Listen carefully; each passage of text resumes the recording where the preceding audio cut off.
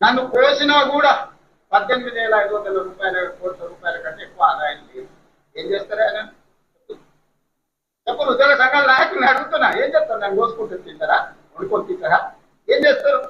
లేదు, ఉన్నదే 18,500 కోట్లు. ఎట్లా వంచుతామో చెప్పండి.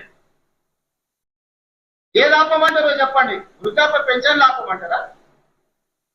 ఉచిత కరెంట్ ఆపమంటారా?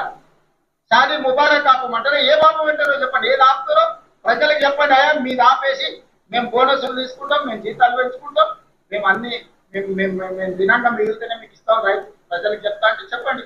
బహిరంగ సభ ఏర్పాటు చేద్దాం, 10 లక్షల మందిని చేస్తాం. ఉద్యోగ సంఘాల నాయకులు మాట్లాడాలి, మేము ఇచ్చిన ముఖ్యమంత్రి దీని ప్రకారం పరిపాలన జరుగుతుందని ఇదొక మార్గం. లేదంటే 100 రూపాయలు ఉన్న పెట్రోల్ 200 చేద్దామని చెప్పు. 30 రూపాయలకి ఇచ్చే బియ్యాన్ని 60 రూపాయలు చేద్దామా చెప్పు. పప్పు, ఉప్పు, చింతపండు, బెల్లం ధరలు 2 చేద్దామా చెప్పు. ఏది పెంచుదామో చెప్పు. ఎక్కడ ధరలు పెంచుదామో చెప్పు. ధరలు పెంచకుండా, ఉన్న పథకాలను ఆపకుండా కొత్త కోరికలు నెరవేరవు.